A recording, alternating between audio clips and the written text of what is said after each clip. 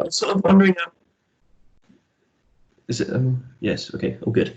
So just before we talk about your party in a bit of detail, could we talk about sort of English nationalism more generally, sort of the idea of what would you consider to sort of be, well, what would you consider England to be as an English values, sort of, what do the English Democrats perceive as sort of Englishness, if that makes sense? Well, I mean, let's start with a bit of history. So England is the oldest nation state on earth. We were united on the 12th of July, 927. If you want to compare that with, say, Germany, united in 1871, Italy, united in 1863. The only contender for the title of oldest nation state on earth really is China, which is more an empire with lots of different languages being spoken, and also has been broken up into warring states on a number of occasions over the last 2,000 years or so since the first emperor. So realistically, it hasn't actually been, like England, a unified nation state for 1,000 years. Okay, so one of the things I found when looking at English nationalism compared to sort of the other nationalisms in the UK, so Scottish, Irish, Welsh, etc., there seems to be more of a, I don't know if you'd agree with this, a more negative connotation with English nationalism. When sort of, I would agree. Well, in the I think more in the sort of the political circles, it's sort of viewed more as a negative thing. Like politicians are less likely to embrace Englishness compared to sort of. And that's because they represent other things. So Charles Kennedy, he was saying he liked the idea of breaking it up into regions because he said it was calling into question the idea of England itself. And as a Scottish Liberal Democrat, he thought that was a good idea. And so obviously somebody who says, no, we shouldn't be breaking England up, if we've got to break anything up at all, then it's going to be the UK, not England. Would obviously he's not going to be saying positive things about people that are saying that. And the same is true of Boris Johnson up to a point. I mean, he says he's the minister, not only the Prime Minister, but he's also the Minister for the Union. So he's put himself as being directly contrary to expressions of English nationalism and English identity. And Keir Starmer, of course, is basically an internationalist, Europhile, leftist. That's a point of view which is deeply hostile to any patriotism or nationalism. So consequently, people of his view, the sort of multiculturalist view, they're going to be opposed to us as well, aren't they? Okay. So going to your party, the English Democrats, could you explain sort of the origins of the party, why you felt it was needed to be set up? Was it 2002 it was founded? Am I correct? Well, yes. What happened was, going back to the days of Tony Blair getting elected, he got elected partly on the ticket that he was going to have a referendum in Scotland and a referendum in Wales on them having their own First Minister, government and Parliament. And basically, at that point, I could see there was a sort of gaping hole in this whole discussion, in as much as nobody was talking about what should happen for England. At that time, there was a campaign which still exists, called the Campaign for an English Parliament. Getting involved with them, I could see that they had actually already spoken to pretty much all the key decision makers. What they've been told was they got a good argument that there should be an English Parliament, but they weren't going to do it because that was against their policy. So what it seemed clear from that was that actually we needed something with a bit more of a cutting edge, like a party, which, after all, then has the possibility of challenging the established and establishment consensus on breaking up England. And I suppose at that point, to be fair, I hadn't realised that the Conservatives were just as much involved in trying to break up England as Labour, and that the Conservatives were the ones who had actually started the process under Major with his regionalisation schemes. Really, that made it all the more necessary that there should be a separate political party that was actually prepared to campaign for and talk about England and the English nation. Do you mind if I ask, what do you mean by regionalisation? I'm assuming you don't. I'm assuming you're not opposed to sort of the idea of England being split into counties and having county councils and things like that.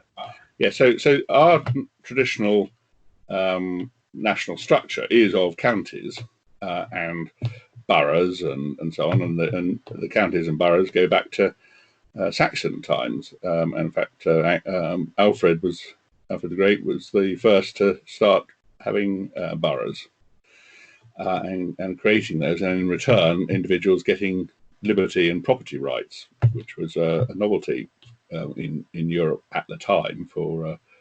And it's part, of course, of the core of English identity that there should be those liberties and property rights being recognised by the state and honoured. But you were asking about regionalisation, and regionalisation is a specific project to break up England into regions.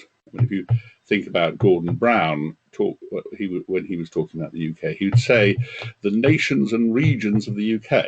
Well, the nations, as a Scot, obviously Scotland's a nation to him. Wales is a nation. Curiously, the province of Northern Ireland was also classified as a nation. But England were the regions. So he's basically trying to deny the unitary existence of England in that phrase. And a lot of what he was doing was obviously geared towards trying to achieve that. And his colleague in the new Labour government, John Prescott, he was once asked officially about English national identity and English nationality. And he officially responded on an official paper as Deputy Prime Minister that there was no such nationality as English. William Hague at the time was the Conservative leader. He engaged in a conversation with Jack Straw, the then Labour Home Secretary, I think he was at that point, certainly a senior Labour minister. And they both agreed that English nationalism was the most dangerous form of all nationalisms because it posed a threat to the UK. And so the discussion within the establishment is basically how to break up England. They say England is too big. We need to break England up in order to make Scotland, Wales and Northern Ireland more comfortable with being in entities in union with entities that are of a similar size to them or no bigger. And so that's basically the agenda. And of course, that's what's really led us on from our original core manifesto issue of an English Parliament, First Minister and government with at least the same powers as the Scottish ones within a federal UK, which is the sort of mantra that we used to campaign for. But we realised that was simply not only difficult to explain to people, but it's also fundamentally not workable when you're dealing with an establishment that actually wants to break England up into regions. The only reason basically why we haven't wound up with regions being successfully set up across England is basically because all the regionists, they can't agree where the boundaries of the regions should be. And the reason for that, of course, is that they're trying to invent something that doesn't exist. So people say the northeast region, for example. Well, when the Conservatives set that up, it was the northern region and included Cumbria, or Cumberland and Westmoreland. The Labour then came in. They wanted to make sure that the boundaries were redrawn on the basis that it was going to be permanently a Labour area. So they shifted Cumbria into the northwest, where its Conservative votes were swamped by Labour votes. And then they had created the northeast region, which is permanently Labour dominated. And then they wanted to try and get a democratic mandate for this breakup. And so what they did was that they had a referendum in the northeast on creating a northeast regional assembly and generally setting it up in a similar way to what they've partly done in London. And they got absolutely hammered in that. They'd set up a sort of fake opposition. The Conservative people who obviously basically support regionalisation, that they campaigned not to have elected members of the regional assembly rather than to have elected ones, which of course total nonsense. If you're going to have a regional assembly in what's supposed to be a democratic state, then of course the people in it have to be elected. But we were working with Neil Heron, who'd been long campaigning to oppose regionalisation and the region. I'm sorry, I'm going to have to just.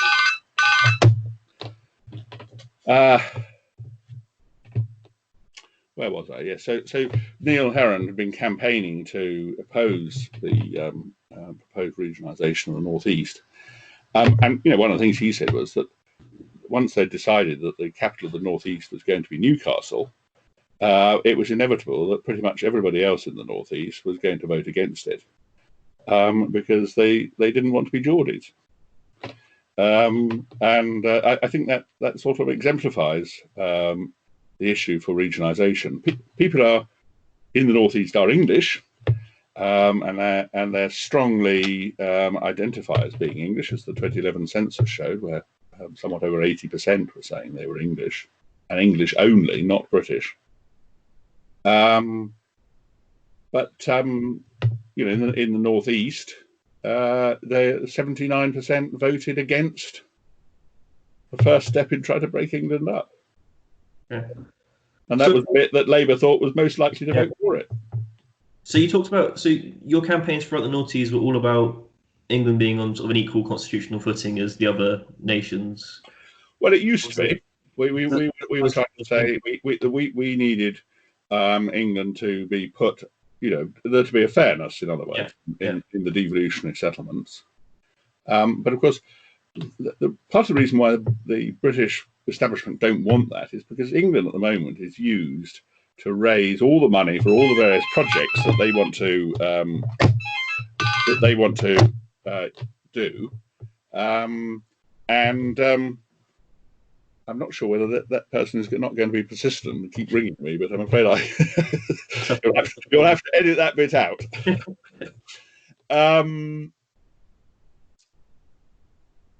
What was I saying? About the noughties and your campaign for English devolution, and why the mainstream parties didn't support an English Parliament. Yes, so their problem is that they want to use England to fund everything that they're doing elsewhere. So it's only in England that they have net tax revenues. Scotland, Wales, and Northern Ireland cost the British state more than they raise in tax. So consequently, they need English money in order to keep on, in effect, bribing Scottish, Welsh, and Northern Irish voters to vote to remain within the Union. In the Scottish referendum, that bribe was known as the Union dividend by the people campaigning for the Union. But the fact is, without England subsidising Scotland, Wales, and Northern Ireland, their public spending would have to be radically less, about a third less in Scotland, possibly even greater reduction in Wales, and certainly about half the spending in Northern Ireland. So that's part of the reason why they want to keep England sort of saddled like the proverbial willing donkey. Okay. So, from what I understand, you changed your policy to support independence in 2013. It was. Yeah. I read the press release you sent me. Yeah.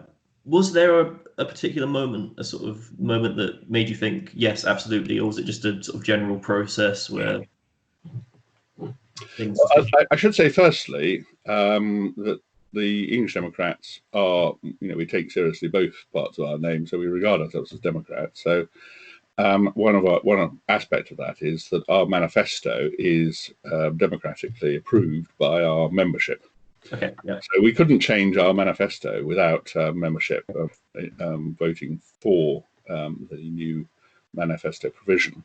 Okay. Thank you. And so basically that was as part of the announcement was made as part of a package, including having a general meeting in which it was approved.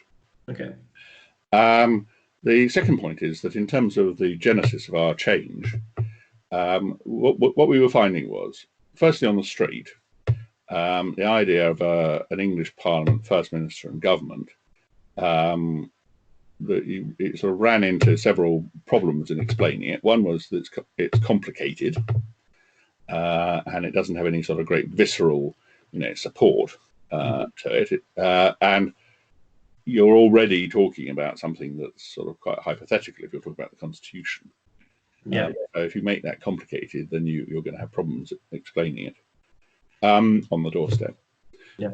Secondly, our opponents, particularly within the Conservative Party, their line was something along the lines of, if the answer to any question involves more politicians, then you're asking the wrong question. Yeah. So they were saying that basically to have an English Parliament meant there would be more politicians and therefore more expense. I'm not convinced that that is actually a valid point, because clearly the Parliament in Westminster, Lords and Commons, vastly overstocked membership of the Lords, but even in the House of Commons, there's too many MPs, and they'd be doing a lot less work if there was an separate English Parliament. And I couldn't see any real point why you'd have nearly as many MPs, and you certainly don't need nearly as many Lords. So you could actually make at least equivalent savings, even if you're having a separate building as an English Parliament.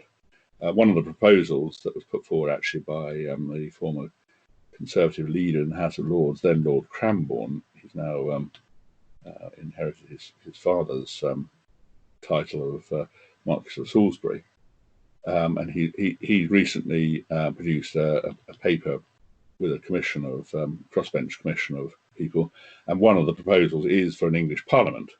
But his proposal for an English Parliament was to have the House of Commons reformed into being an English Parliament, and the House of Lords reformed into being an elected UK Senate.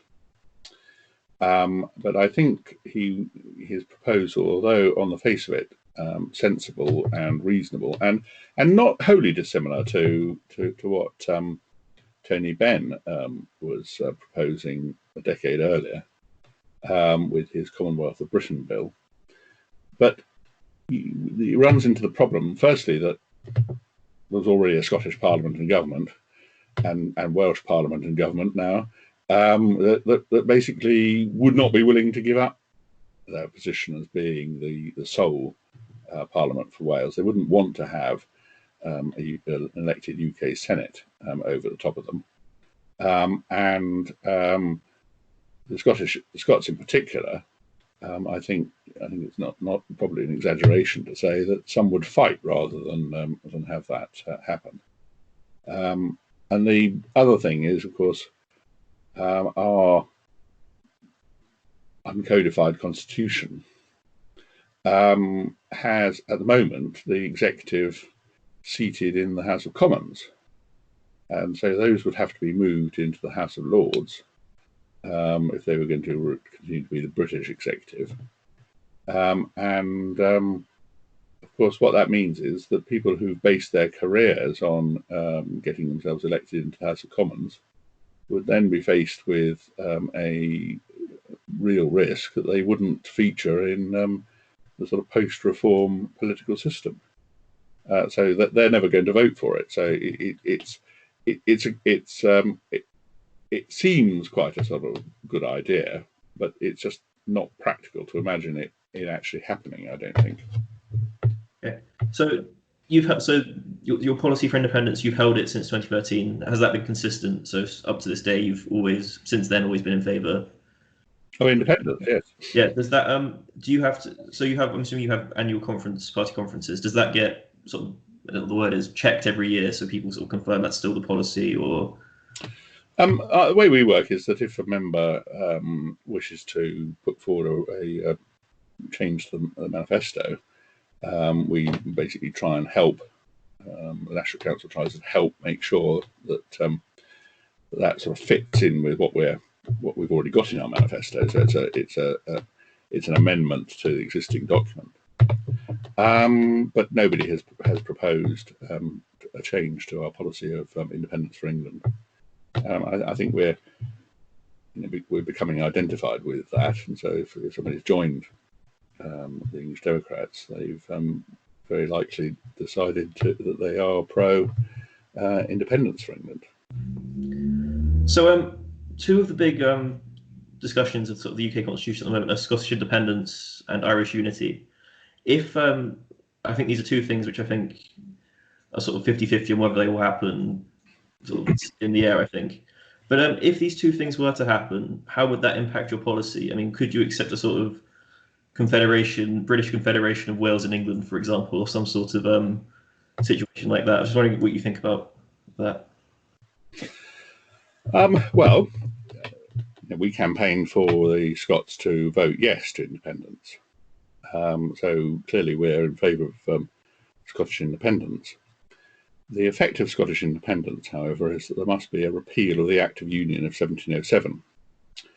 And the Act of Union of 1707 is what created, as it puts it in the Act, the United Kingdom of Great Britain. And if the United Kingdom of Great Britain is dissolved back into the constituent parts that came together in the sort of strange sort of partial union of the Act of Union, where the legal systems weren't unified, the religious systems weren't unified, the educational systems weren't unified, but the parliaments were unified, and obviously the Crown was unified. If that's dissolved, we're back to the Kingdom of England and the Kingdom of Scotland. And the Kingdom of England, the reason why only the Kingdom of England was mentioned is because in 1536, under the Tudors, under Henry VIII, Wales was incorporated fully into the English system. There had not really been, for I think only about 10 years at any rate, there was a maximum under Glendower, had there been a time when there had been a united Wales, except under the dominance of the English Crown. And it's worth pointing out that most of those doing the domination in the English Crown would nowadays be described as French, rather than English nationalists, if you follow me. Yeah. But at any rate, the effect of the Tudor legislation was that Wales became part of England, part of the Kingdom of England, and the English law applied to Wales, the parliamentary system applied to Wales, the judicial circuits of the judges who went round from one court to another, delivering on royal justice. That it was, the Western Circuit included part of Wales, and so on. Various systems which operated in the way that England was run operated just the same in Wales, and so Wales. The point is that Wales is a bit of an anomaly anyway, in terms of the constitutional structures. If the Act of Union with Scotland was repealed, then you would automatically have a question about what happens about Wales, and I would say that Wales has really only two options. One option is to become independent itself, and the other option is to be just returned as to a fully incorporated part of England. and that we would want to deal with that by way of a referendum. If the Welsh were thinking that they were going to become independent, then we want a referendum in Monmouthshire, because Monmouthshire was part of England without doubt from 1536 until 1974, when it was transferred without any public discussion or mandate into Wales. At the time, people weren't particularly concerned about it because, of course, there wasn't really very much difference in the way that it was being treated. But now, with the Welsh Government and Parliament and First Minister, it is being treated as part of Wales, and for instance, the English people that live there and whose families have lived there for centuries, in many cases, they're now required to learn Welsh at school. I've no problem with people learning Welsh at all, but I don't think people who don't regard themselves as Welsh should be forced to learn Welsh. Okay. So for the final part of this discussion, is it all right if we go over some of your other policies or broader policy platform that the English Democrats offer? Yeah. First of all, with regards to Europe, just to confirm, you are a very you're a pro-Eurosceptic political party. You supported leaving the European Union in 2016. We did, and we campaigned for that, and we registered as campaigners for leaving the EU. What were the sort of key reasons for that? Yes, well, I no problem with that at all. When we started out in the first place, I mean, I don't think I quite answered the question about formation. Sorry. Because we were registered as a political party before 2002, when we formally launched, and we had a series of meetings with various other groups and political parties and so on to try and thrash out a united platform for English Nationalist Party. And one of the discussions that we had was, could we be like the SNP were saying they were, pro, a nationalist party that was pro the EU. And we were fairly thorough in our discussions, because basically what we were looking at was what impact the EU was having on England. Well, one of the impacts it was having on England was that it was encouraging regionalisation. In other words, it was encouraging the move to try and break England up. So that's unacceptable. The second thing was it was actually costing quite a lot of money, as we all know from the side of the bus. The fact is that money comes from English taxpayers, because there is no net tax revenue from Scotland, Wales and Northern Ireland. So any money that's being handed out to the EU or in foreign aid, or indeed in the Barnett formula to Scotland, Wales and Northern Ireland, is being handed out from English taxpaying pockets. So it was costing us a lot of money, and also it just wasn't very democratic. So you've got a setup that's not democratic, costs us a lot of money, and wants to break us up.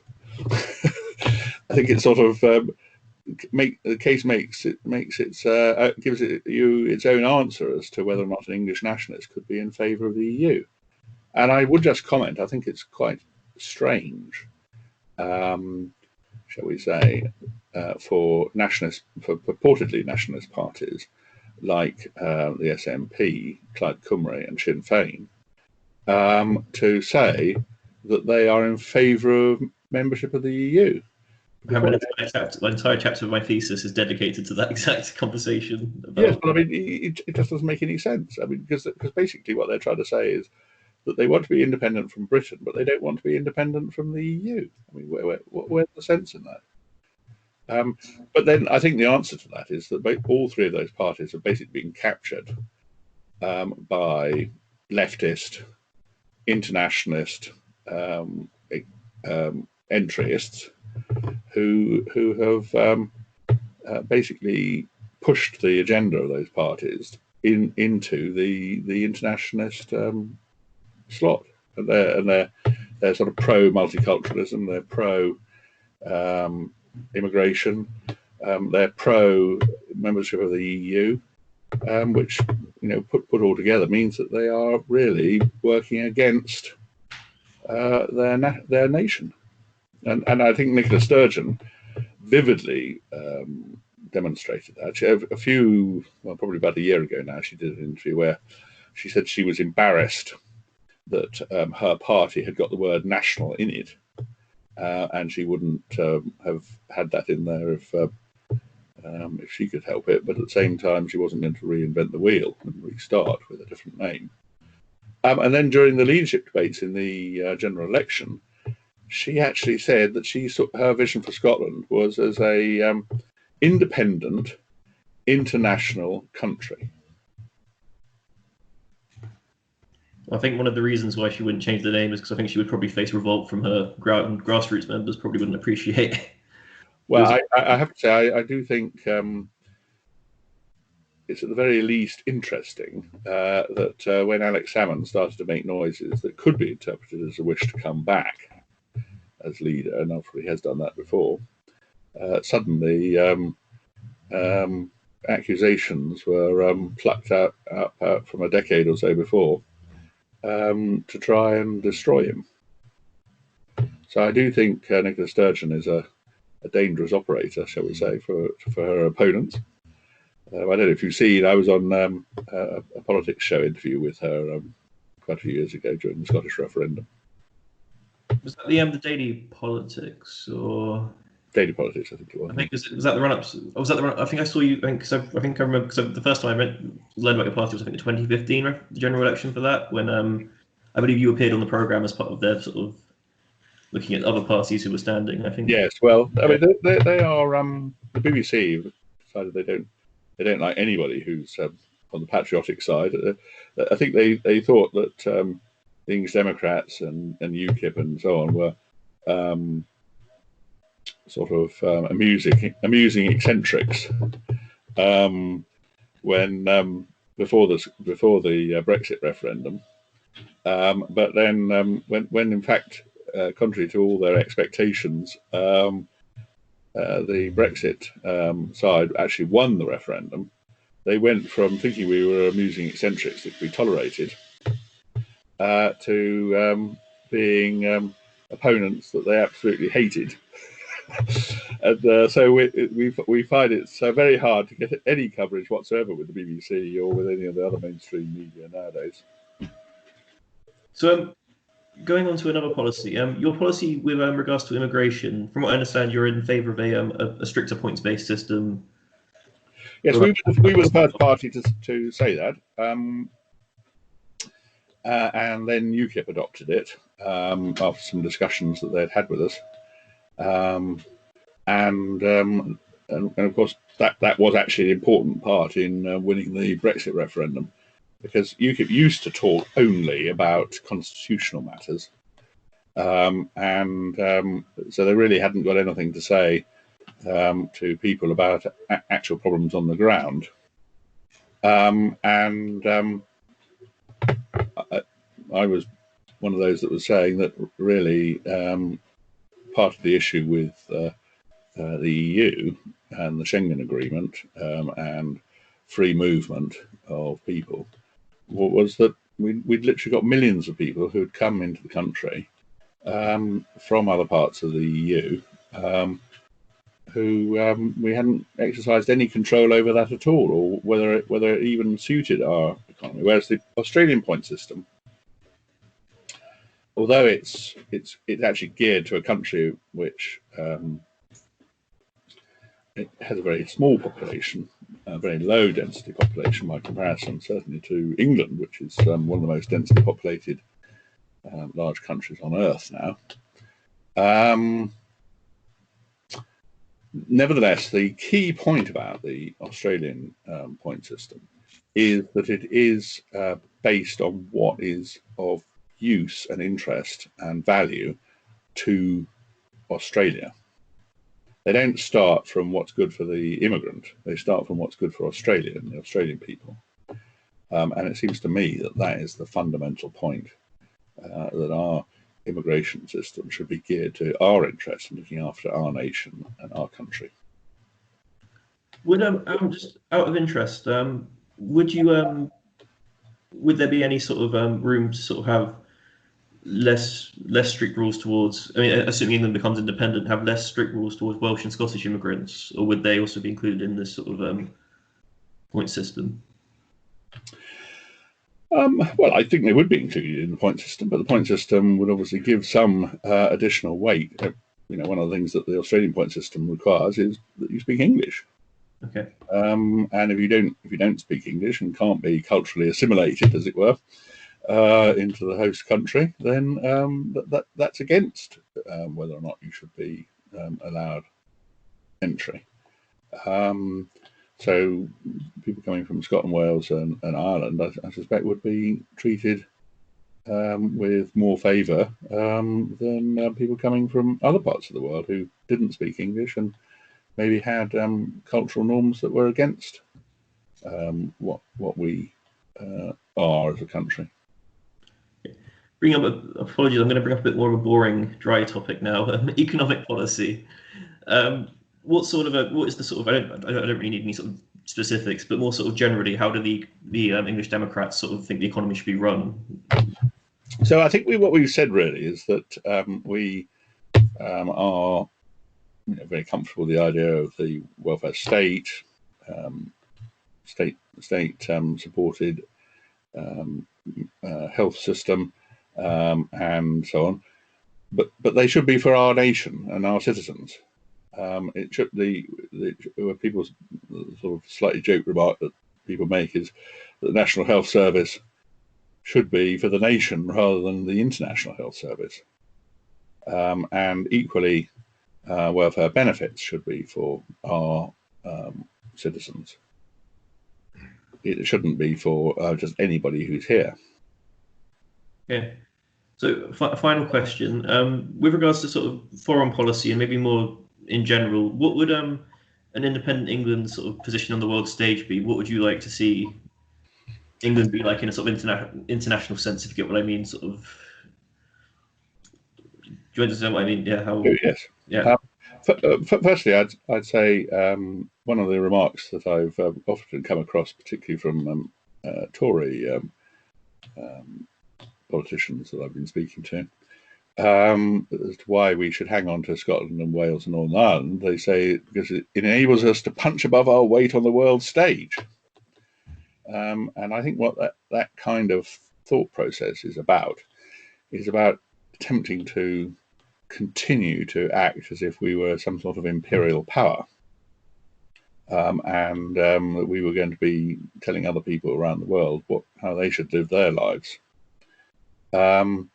And I just don't think that the United Kingdom, let alone England alone, should be spending its time and efforts on that sort of thing. I think we need to look to our own interests. We need to be much more concerned about minding our own business rather than sticking our nose into foreign affairs than we have been. And so I would be certainly in favour of us thinking of ourselves as being much more like the way the Swiss are, for example.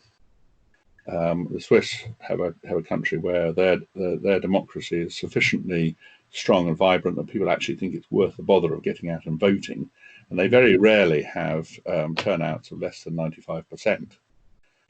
Whereas in England, people fairly rationally decide that actually the system is not really interested in what they think about things, and not interested in their vote.